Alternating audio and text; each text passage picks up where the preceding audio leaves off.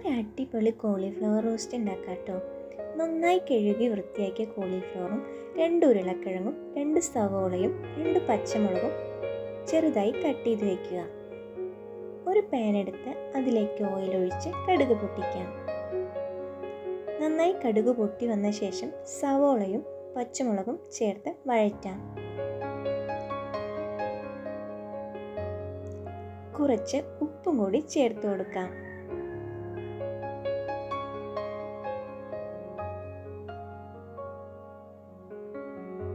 Cut ചെയ്ത് വെച്ച ഉരുളക്കിഴങ്ങ് ചേർത്ത് നന്നായി വഴറ്റിയെടുക്കുക.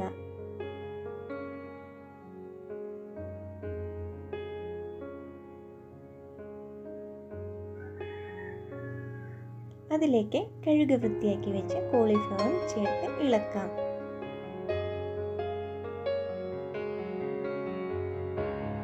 ഇത് അടച്ചു വെച്ച് വേണം വേവിക്കാൻ, കാരണം നമ്മൾ ഇതിലേക്ക് വെള്ളമൊന്നും ചേർക്കുന്നില്ല.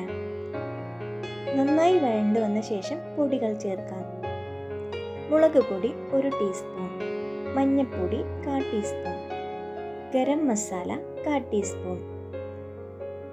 എന്നിട്ട് നന്നായി ഇളക്കി കൊടുക്കാം.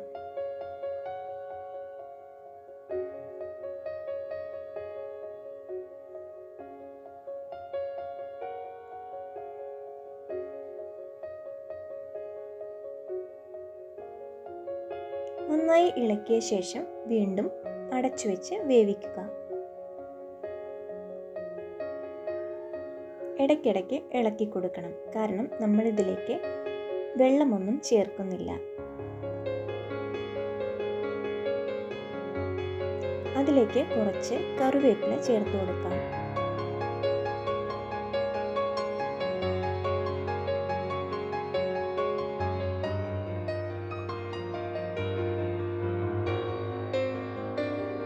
അടച്ചു വെച്ച് വേവിച്ചാൽ തന്നെ നല്ല പാകത്തിന് വെന്ത് കിട്ടും.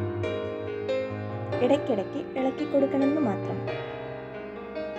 ഇതാ ഇറച്ചിക്കറിയെ തോൽക്കുന്ന അടിപൊളി കോളിഫ്ലവർ റോസ്റ്റ് ഇവിടെ തയ്യാറായി. വീഡിയോ ഇഷ്ടപ്പെട്ടാൽ ലൈക്ക് ചെയ്യുക, ഷെയർ ചെയ്യുക, സബ്സ്ക്രൈബ് ചെയ്യുക. ബൈ.